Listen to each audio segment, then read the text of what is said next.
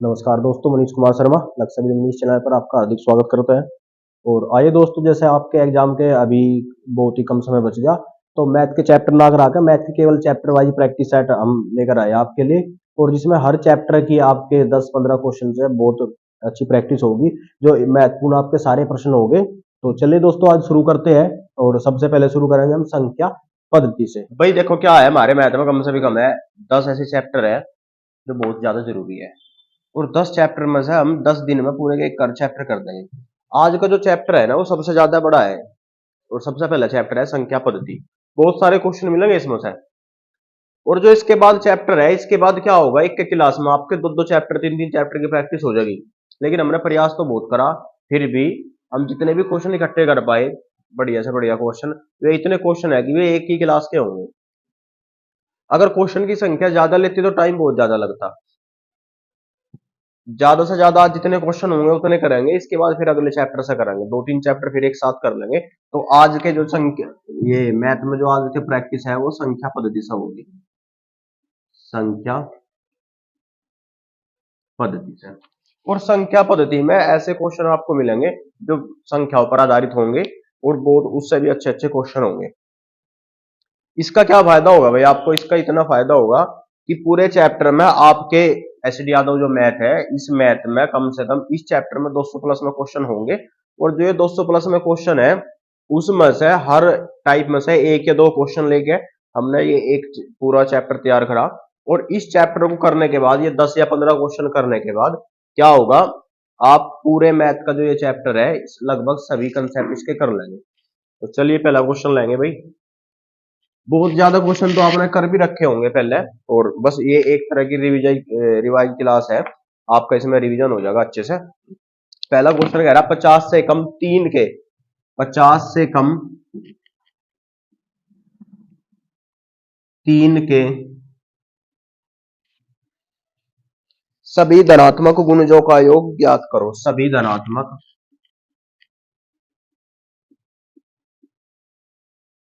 गुणजों का योग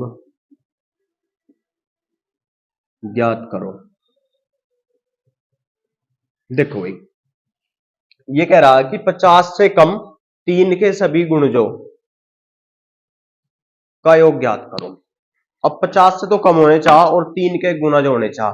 तीन के गुणज का मतलब क्या हो, अगर किसी के गुणज की हम बात करेंगे, अगर किसी के गुणज की हम बात करेंगे, तो इसका मतलब है जिससे कि भी हम गुणज की बात कर रहे, वह संख्या उससे पूरी पूरी भाग होती हो, वह संख्या उससे पूरी पूरी विभाजित होती हो, वह उसका गुणज होगा। जैसे 27 की बात करेंगे 3 से भाग हो जाएगा, 48 की बात करेंगे 3 से भाग हो जाएगा, 51 की बात करेंगे 3 से भाग हो जाएगा, 300 की बात करेंगे 3 से भाग हो जाएगा। लेकिन हमें बताना कि 50 से कम ऐसी संख्या होनी चाहिए जो 50 से कम हो, और तीन के गुणज, जो तीन के गुणा या तीन के पहाड़े में आते हो, या तीन से पूरे पूरे भाग होते हो। तो तीन का सबसे छोटा अगर हम गुणज लेंगे, जो ऐसी सबसे छोटी संख्या जो तीन से भाग होगी, वो क्या होगी, तीन। तीन के बाद 6, 9, 12, 15 ऐसे ही चलती जाएगी। और जब 50 के आसपास पहुंच जाएंगे तो 50 तो भाग नहीं होने का, 51 भाग होगा। 17 लेकिन 51 50 से ज्यादा होगा, तो उससे जो छोटी संख्या लेंगे वो लेंगे हम 48।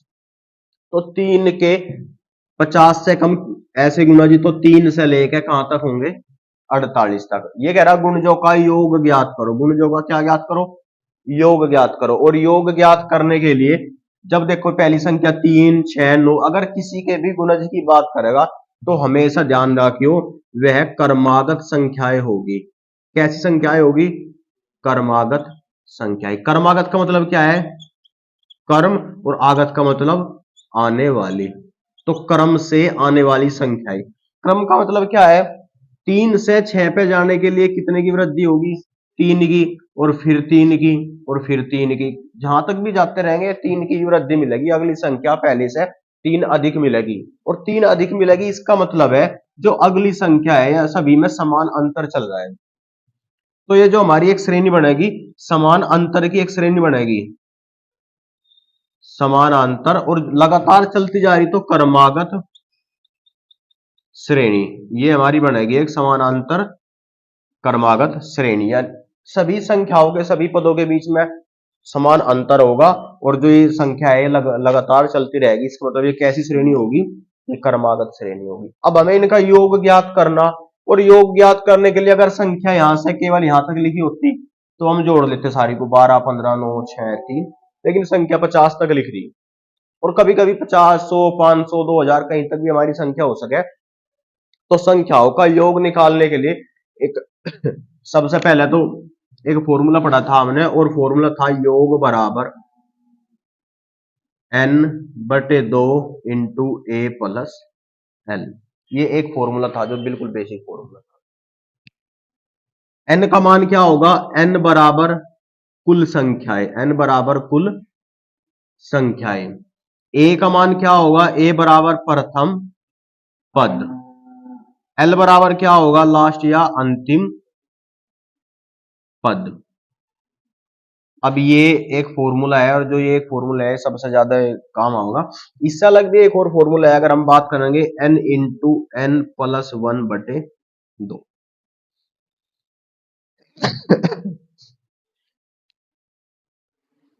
लगी भाई।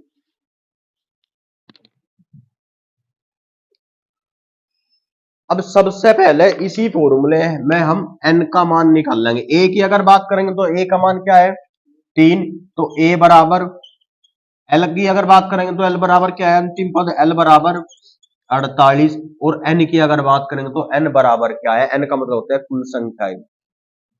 तो कुल संख्याएं कितनी होगी, 3 से लेकर 48 तक। तो कुल संख्याएं वैसे तो 16 होगी, लेकिन कैसे निकाल लेंगे, तो n बराबर l लास्ट पद माइनस a प्रथम पद बटे d। d मतलब अब ये d एक और आ गया, तो d बराबर क्या होगा, d बराबर होगा अंतर। d बराबर क्या होगा, अंतर। n का मान निकालने के लिए l का मतलब 48 माइनस a का मान 3 और बटे d। अंतर कितना है सभी में, 3 का, 48 में से 3 गए, पूरा फॉर्मूला नहीं लिखा गया अभी, प्लस 1, ये हमारा पूरा फॉर्मूला होगा, प्लस 1। 48 में से 3 गए, 45/3 प्लस 1, 15 की है 45, और 15 और 1 16। तो कुल संख्याएं कितनी होगी, 16।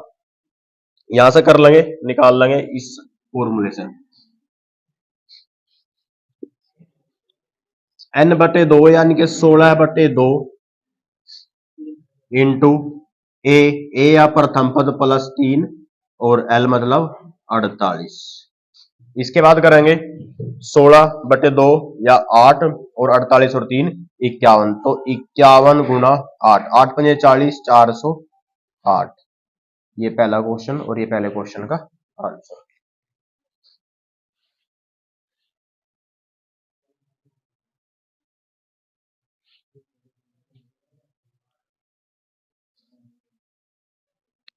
आया भाई सभी के समझ में।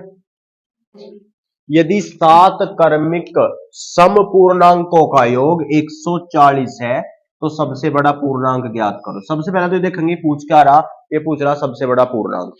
उसके बाद ये देखेंगे दे क्या रहा, तो ये दे रहा समपूर्णांकों का योग। एक और क्वेश्चन इसी के जैसे इसमें कह रहा विषम पूर्णांकों का योग। तो समपूर्णांकों की बात कर रहा, अगर सम संख्याओं की हम बात करेंगे तो हमारी जो सम संख्याएं होगी वो कौन कौन सी होगी, 2 4 6 8 10 12 14 16 ऐसे ही चलती रहेगी। इसका मतलब है पहली संख्या 2 है तो अगली 4 है और अगली 6 है। सम संख्याओं में अगर क्रमागत सम संख्याओं की बात करेंगे कितने का अंतर में दिखाई देगा, 2 का। भाई 2 से 4 पर जाने के लिए कितना अधिक हो गया, और इनके बीच की जो संख्याएं बच गई 1 3 5 7, ये क्या है, ये विषम संख्याएं है। अगर क्रमागत विषम संख्याओं की बात करेंगे तो ये भी कितनी संख्याओं के बाद हमें मिलेगी, 2। तो ध्यान रखियो हमेशा इस बात को, अगर प्रत्येक सम संख्या में हम दो दो जोड़ते चले जाएंगे तो उससे अगली सम संख्या हमें मिलती चली जाएगी। ऐसा ही भी सम संख्या के साथ है, अगर किसी भी सम संख्या में हम 2 जोड़ देंगे तो उससे अगली सम संख्या हमें मिलती चली जाएगी जितनी बार हम 2 जोड़ते चले जाएंगे। अब हमें संख्याएं तो नहीं दे रखी, अगर हम थोड़ा सा इस क्वेश्चन को बिल्कुल बेसिक से लेकर चले, ये कह रहा है 7 क्रमिक समपूर्णांकों का योग। अगर पहला पूर्णांक x है तो दूसरा पूर्णांक कितना होगा, इससे 2 ज्यादा। x प्लस 2, और तीसरा पूर्णांक क्या होगा इससे और 2 ज्यादा, x प्लस 4। अगला पूर्णांक क्या होगा इससे और 2 ज्यादा, x प्लस 6। इससे अगला पूर्णांक क्या होगा इससे और 2 ज्यादा, x प्लस 8।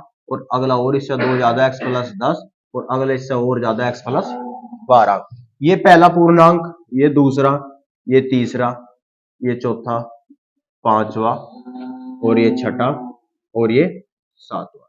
यहां तक सभी क्या आया समझ में?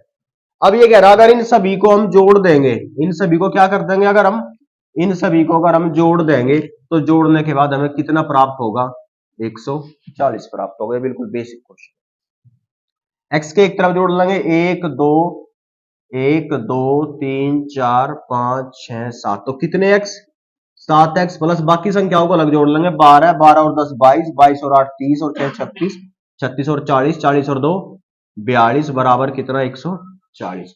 42 इधर प्लस है, उधर जाने के बाद माइनस हो जाएगा, तो 140 माइनस 42। 7x बराबर अगर घटाओगे तो कितना बच गया, 98, और x बराबर 14 सते 98। x का मान कितना आ गया, 14। ये कह रहा सबसे बड़ा पूर्णांक ज्ञात कीजिए, सबसे बड़ा पूर्णांक ज्ञात कीजिए। तो सबसे बड़ा पूर्णांक क्या है जो सबसे बाद में आएगा, x प्लस 12, और सबसे बड़ा पूर्णांक है हमारा x प्लस 12। x का मान कितना है, 14, तो 14 प्लस 12 जोड़ लेंगे, 13 दूनी 26। तो सबसे बड़ा पूर्णांक क्या होगा हमारा, 26। आया समझ में भाई? ये क्वेश्चन था। इसी क्वेश्चन को एक बार और देख लेंगे, कैसे करेंगे इसी क्वेश्चन को। अगर थोड़ा ध्यान से देखेंगे क्वेश्चन, ये कह रहा 7 क्रमिक समपूर्णांकों का योग 140 है। इस क्वेश्चन को जब भी करेंगे भाई, एक कुर्सी बिछा दो यार। इस क्वेश्चन को जब भी करेंगे तो इस क्वेश्चन को करने के लिए क्या करेंगे, ऐसा नहीं करेंगे आगे इसके बाद। ये तो आपका बिल्कुल बेसिक था, हमने सभी के सभी पूर्णांक रख लिए। अब ये कह रहा कि 7 क्रमिक समपूर्णांकों का योग 140 है। कितने पूर्णांकों का योग 140 है, 7 का। तो जितने भी पूर्णांकों की अगर हमने बात करी, तो अगर आपने एक बात पढ़ी होगी और किसी ने नहीं पढ़ी होगी तो उसे हम बाद में बता देंगे। अगर औसत की हम बात करें तो औसत क्या होगा हमारा, पदों का योग बटे पदों की संख्या। और पदों का योग का मतलब क्या है, जितने भी पद है सभी का योग, और संख्या का मतलब क्या है, जितनी भी सारी संख्या है वो होता है उनका औसत। और अगर औसत की बात करें तो औसत का ही दूसरा मान होता है बीच की संख्या, बीच की संख्या। तो बीच की संख्या निकालने का सबसे अच्छा तरीका है कि डायरेक्ट औसत निकाल लो, बीच की संख्या निकल के आ जाएगी। अब बीच की संख्या कैसे निकालेंगे, पदों का योग, टोटल योग कितना होगा, 140, और कितनी संख्याओं का ये योग है, 7। तो 140 को 7 से भाग करेंगे, और कितनी बार भाग होगा, 20 बार। इसका मतलब है जो ये 20 है, ये क्या है, ये बीच की संख्या निकल के आ गई हमारी। इसके बाद जब भी हम क्वेश्चन करेंगे बस इतना ही करेंगे कि 140 बटे 7 योग को संख्या से भाग कर देंगे, और क्या आगे निकल गए, 20। और ये 20 क्या आ गया हमारी, निकल गए, ये 20 आ गई हमारी बीच की संख्या निकल गए। और जब 20 बीच की संख्या निकल के आ गई, कुल संख्या कितनी थी हमारी, 7। और जब बीच की संख्या निकल के आ गई, इसका मतलब 3 इससे पहले रही होगी और 3 इसके बाद। अगर बड़ी संख्या पूछ रहा तो आगे चलेंगे, और छोटी पूछते तो पहला आते। अब आगे जाने के लिए हमने आपको बताया था कि जितनी भी सम संख्याएं होगी उनमें हम दो दो अगर जोड़ देंगे तो हमें अगली संख्याएं मिलती चली जाएगी। ऐसा ही भी सम संख्याओं के साथ है, जितनी भी सम संख्याएं होगी उनमें हम दो दो जोड़ देंगे तो हमें अगली संख्या मिल जाएगी। 20 है, अगर अगली संख्या निकालनी तो 20 और 2 22, और 22 और 2 24, 24 और 2 इसके अगली तीसरी संख्या निकालनी थी, और तीसरी संख्या क्या होगी, 26, और इधर क्या थी हमारी 26। आया सभी के समझ में? ठीक है। अगला क्वेश्चन है बिल्कुल इसी के जैसे ही है, बस इतना सा फर्क है कि यहां पर बात कर रहा है संपूर्णांक की और इधर बात कर रहा है विषम पूर्णांक की। तो बेसिक सना करके आंसर क्या होगा भाई इसका, 26। तो बेसिक सना करके अब की बारी क्वेश्चन डायरेक्ट करना है हम। ठीक है। ये कह रहा 7 क्रमिक विषम पूर्णांकों का योग 133 है। तो पदों का योग कितने है, योग 133, और कितनी संख्याओं का, 7। 7 एकम 7 और 7 निम 63। तो बीच की संख्या कौन सी आ गई हमारी, निकल के 19। और ये कह रहा सबसे छोटा पूर्णांक ज्ञात करो। जब कुल संख्या 7 होगी और 7 में से बीच की संख्या 19 है, तो छोटा निकालने के लिए 3 इससे पहले बचेगी और 3 इसके बाद बचेगी, तो 3 संख्या पहले निकाल लेंगे। और जब बीच की संख्या 19 है तो इससे पहली संख्या और उससे पहली संख्या और उससे पहली संख्या, और हमें सबसे छोटी बतानी थी, तो सबसे छोटी संख्या क्या होगी हमारी, 13। सभी के समझ में आ गया, आया भाई सभी के समझ में? ये क्वेश्चन था। देखो भाई, ये कह रहा अगला क्वेश्चन आपको कि यदि दो धनात्मक पूर्णांकों का योग 80 है, धनात्मक का मतलब ये कह रहा है दो धनात्मक पूर्णांकों का योग 80 है। योग की बात कर रहा दो धनात्मक पूर्णांक, माना पहला धनात्मक ए और दूसरा धनात्मक बी, और दोनों का अगर योग बात करें तो कितना है, दोनों का योग 80 है। ये कह रहा है यदि तथा उनका अंतर 20 है, अगर इनके अंतर की बात करेंगे तो ए माइनस बी बराबर कितना होगा, 20 होगा। इनके वर्गों का अंतर ज्ञात कीजिए, इनके वर्गों का अंतर ज्ञात कीजिए। बहुत पहले जब 10वीं क्लास में थे, 9वीं क्लास से शुरू हो गया था, हमने पढ़ा था द्विघात समीकरण। उससे भी पहले एक चैप्टर पढ़ा था। अगर हम बात करेंगे ये हमारी समीकरण 1 और ये हमारी समीकरण 2, और समीकरण ए और 2 में से या तो ए का मान निकाल लेंगे या बी का मान निकाल लेंगे। तो जोड़ने पर और जोड़ने पर प्लस प्लस माइनस माइनस और प्लस, बी से बी कट जाएगा, एक ए और एक ए, 2a बराबर 80 और 20 100, और a बराबर 100 बटे 2। तो a का मान कितना निकल कर आ गया हमारा 50। a का मान कितना निकल कर आ गया 50। और जब a का मान 50 निकल कर आ गया तो a का मान समीकरण 1 या 2 में रखने पर, या तो 1 में रख लेंगे या 2 में। अगर 1 में रखेंगे तो ये कह रहा a प्लस बी बराबर 80, और a का मान 50 निकल आ गया, 50 प्लस बी बराबर 80, तो b बराबर 80 माइनस 50, और 80 में से 50 गए 30। तो b का मान कितना निकल का आ गया हमारा 30। a का मान कह रहा कि a का मान तो हमारा 50 होगा और b का मान 30। क्वेश्चन में बताना क्या, इनके वर्गों का अंतर ज्ञात करो। वर्गों का अंतर कैसे निकाल लेंगे, 50 का वर्ग माइनस 30 का वर्ग, 50 का वर्ग 2500 माइनस 30 का वर्ग 900, और 2500 में से जब 900 जाएंगे तो कितना बचेगा हमारा 1600। समझ में आया भाई सभी के। अगर 2500 में से हम 900 घटाएंगे तो कितना शेष रहेगा 900। अब इस क्वेश्चन को क्या बार बार ए और बी का मान निकाल कर करेंगे हम। सबसे पहले तो आप एक बात समझो, एक बात यहां से 3 बात हमारी समझ में आएगी।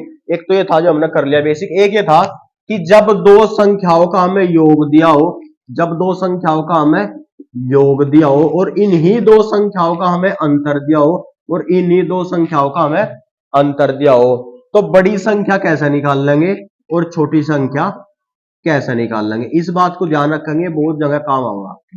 ये कह रहा है जब दो संख्याओं का a प्लस बी का योग दिया हो, जब दो संख्या a माइनस बी का ही हमें अंतर दिया हो, तो बड़ी संख्या कैसे निकाल लेंगे और छोटी कैसे।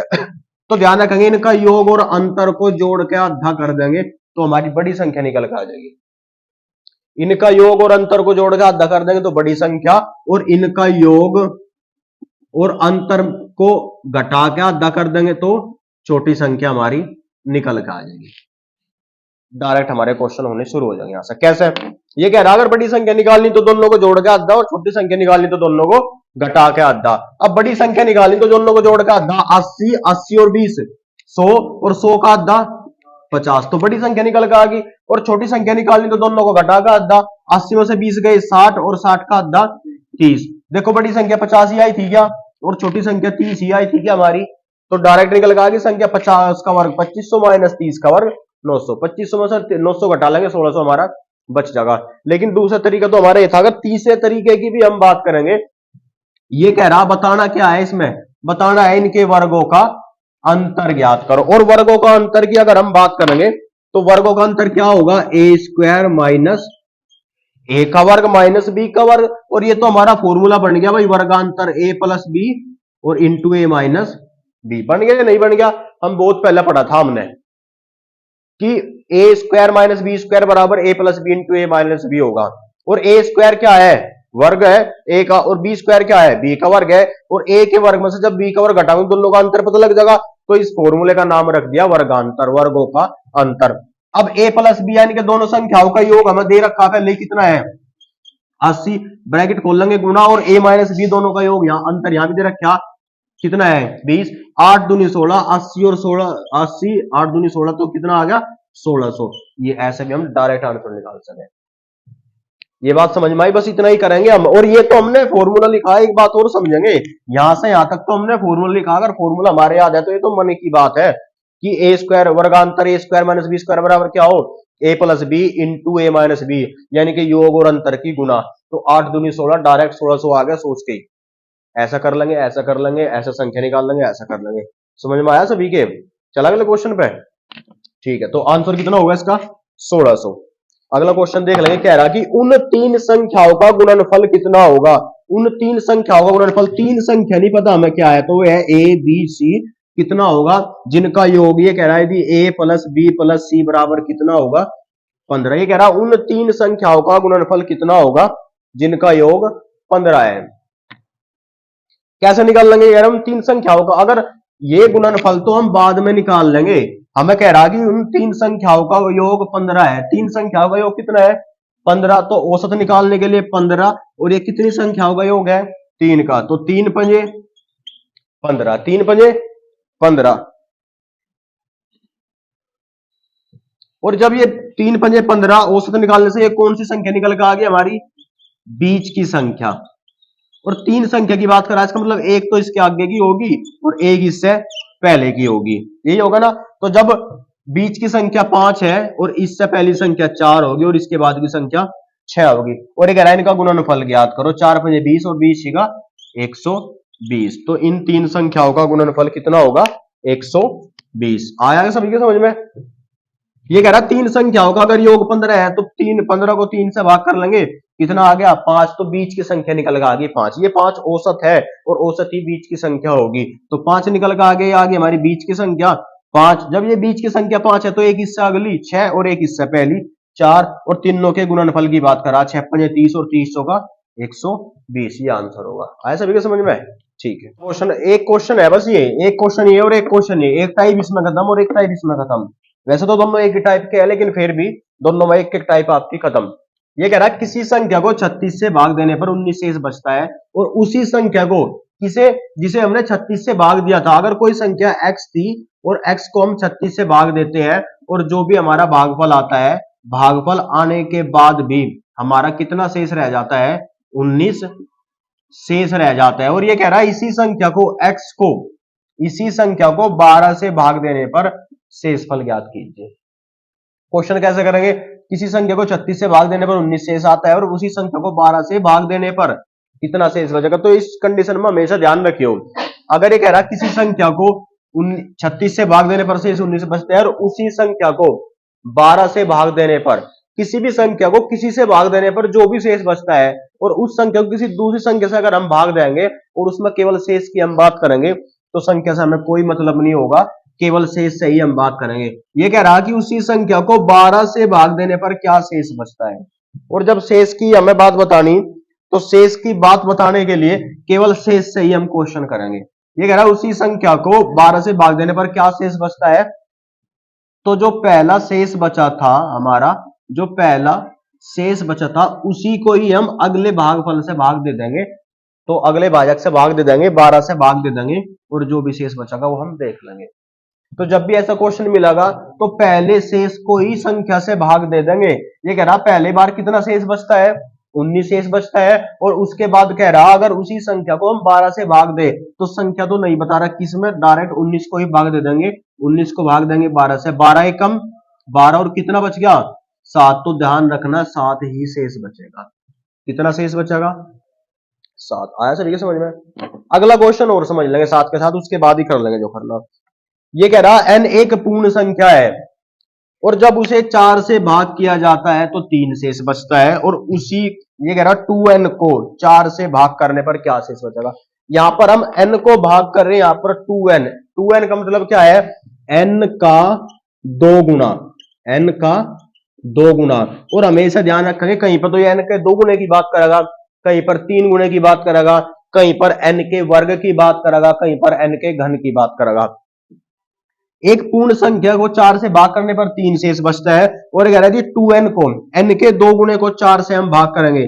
यहां पर बस एक बात ध्यान रखनी, इसमें भी हमने पहले शेष फल को भाग दिया था, और इसमें क्या करेंगे कह रहा 2n को यानी कि n का 2 गुना, अगर 2n ना क्या कहता कि n स्क्वायर को, n की 3 को या 6n को, तो जो भी करने के लिए कहता है वो किसमें करेंगे हम, वो पहले शेष फल के साथ हमें करना। ये कह रहा 2n n का 2 गुना, जब n का 2 गुना कह रहा है तो पहले शेषफल का 2 गुना कर देंगे, और शेषफल कितना था हमारा 3, और 3 का 2 गुना कितना होगा 6, तो 6 को भाग कर देंगे 4 से, और 4 एकम 4 और कितना शेष बच गया हमारा 2, तो इसमें कितना शेष बचेगा हमारा 2 शेष बचेगा। आया समझ में सभी के। ठीक है, बता कोई क्वेश्चन कह रहा है कि 200 और 400 के बीच कितनी संख्या ऐसी है जो किससे विभाज्य है, जो 7 से विभाज्य है।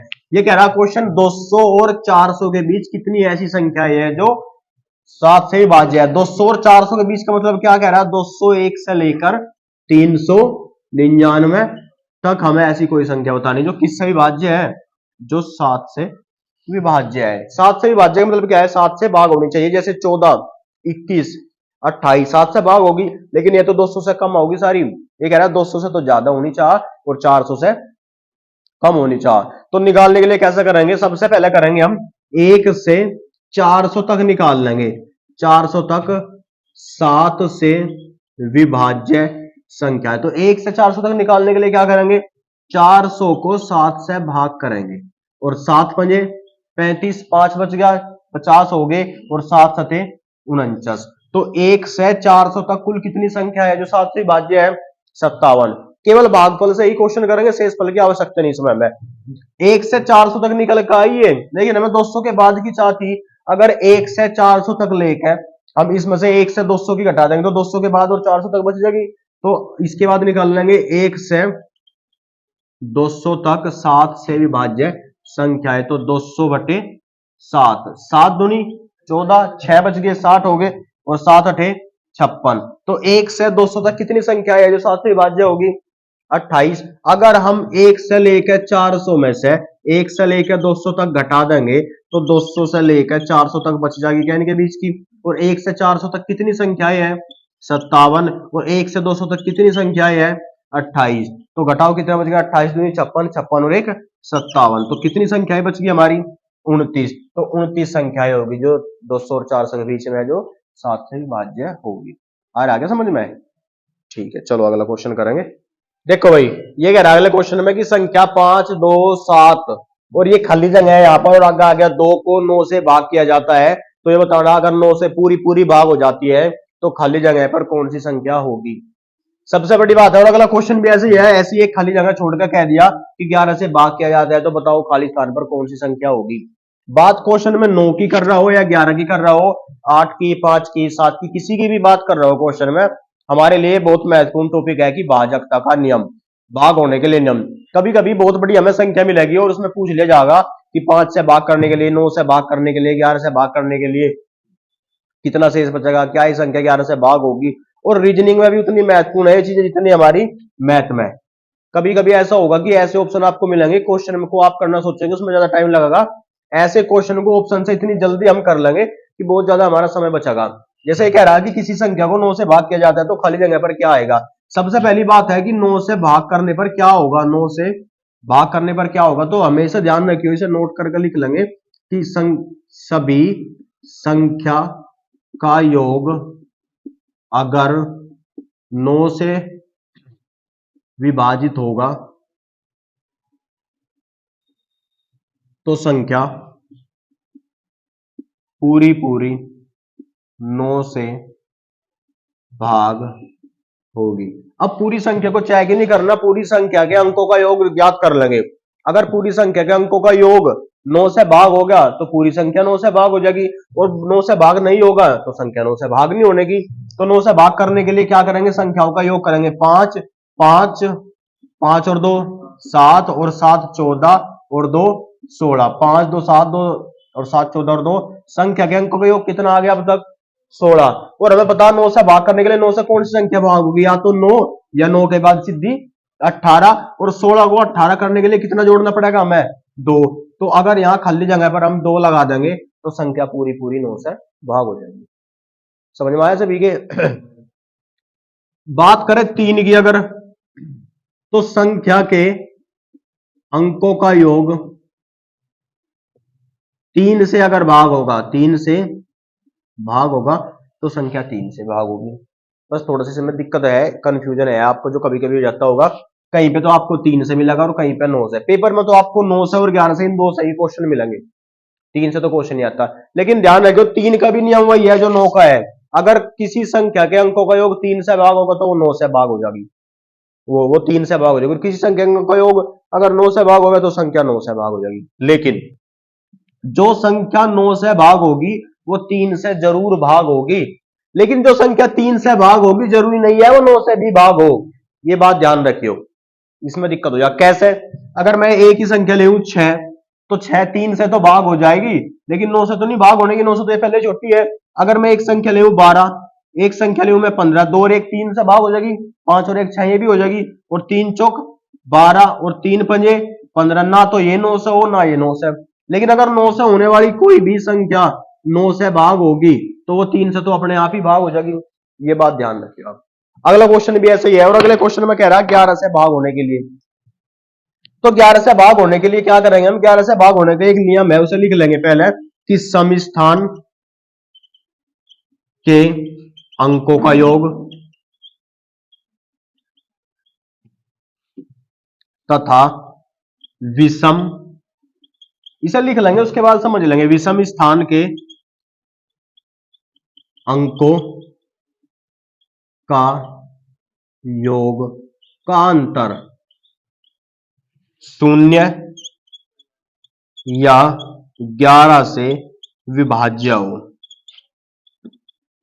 तो संख्या 11 से भाग होगी, इस बात का ध्यान रखें। कैसे, अब ये आपके लिखने से समझ में नहीं आया कुछ बच्चों के, जिसने ये पहली बार पढ़ा उसके समझ में नहीं आया अभी भी, लेकिन जब इस क्वेश्चन को हम कर लेंगे समझ में आ जाएगा।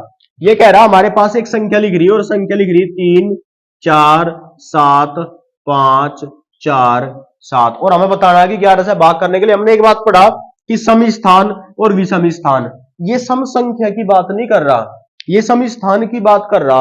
और सम स्थान कौन से होंगे, जो दूसरे नंबर पर होगा, चौथे पर होगा और छठे पर होगा, इनका योग कर लेंगे तो क्या क्या है, ये 4 प्लस ये खाली जगह है 4, 4 और 4 8।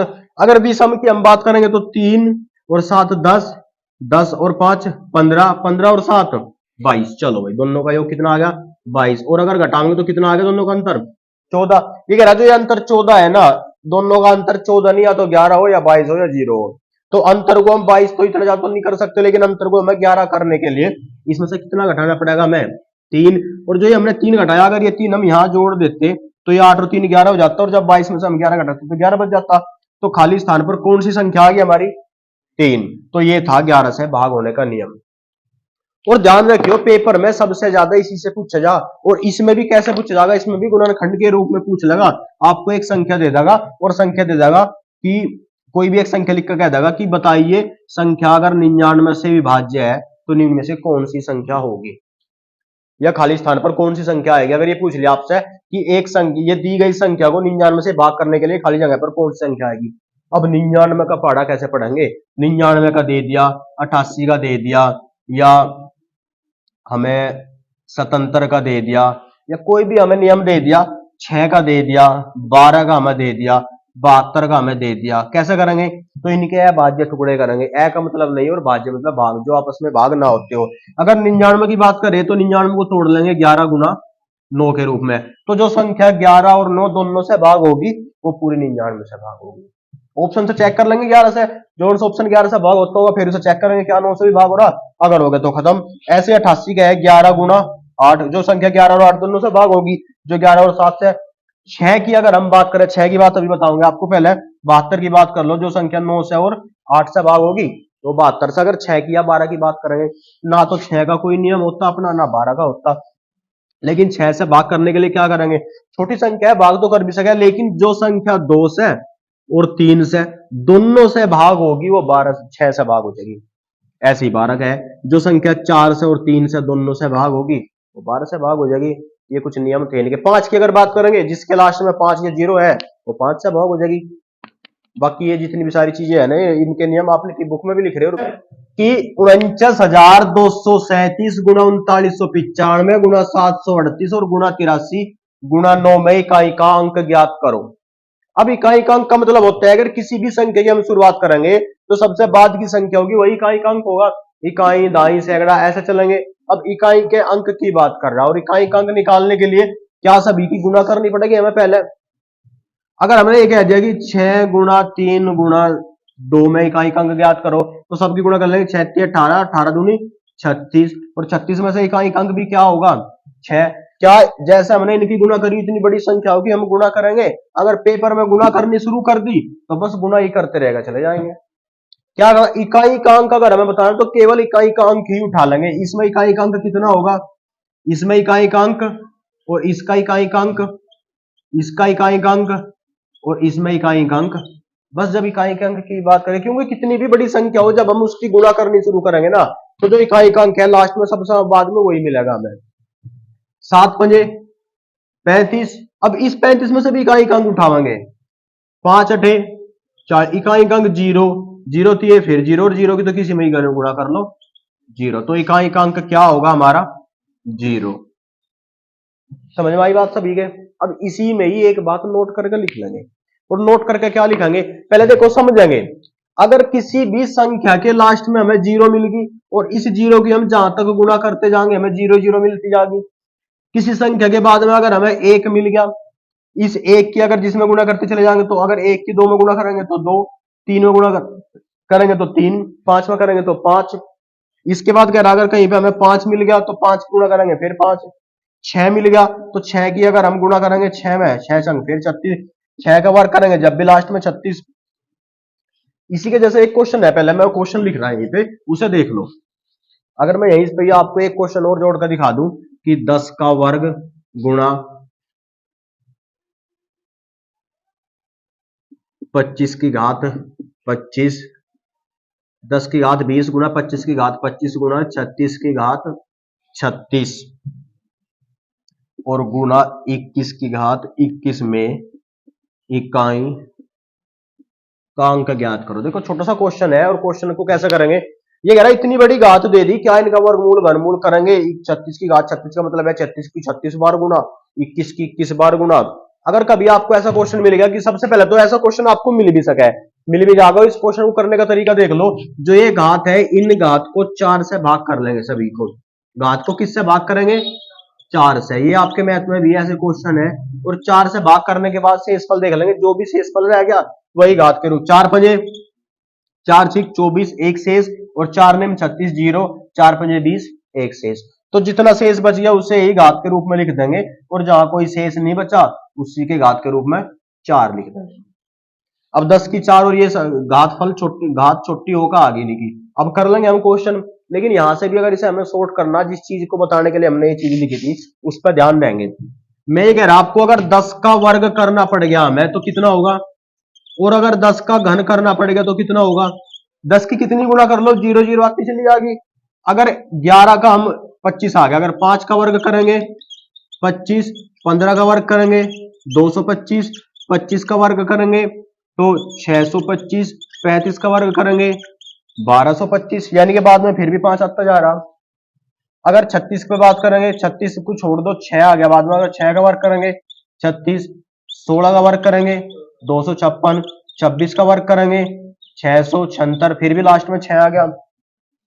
और अगर 1 की बात कर रहे हैं, 1 का वर्ग करेंगे 1, 11 का वर्ग करेंगे 121, 21 का वर्ग करेंगे 441, यानी कि फिर भी लास्ट में 1 आ गया।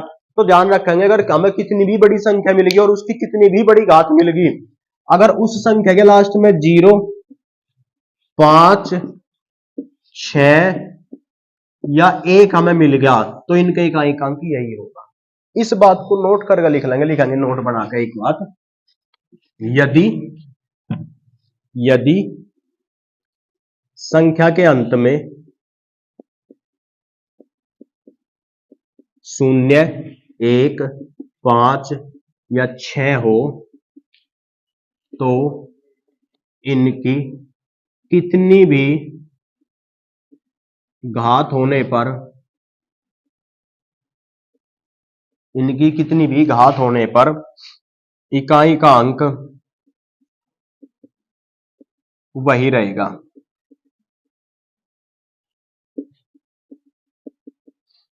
और इकाई के अंक में कहीं भी 0 आने पर हमेशा इकाई का अंक 0 होगा, क्योंकि 0 में जिसकी गुणा करेंगे सब 0 हो जाएंगे।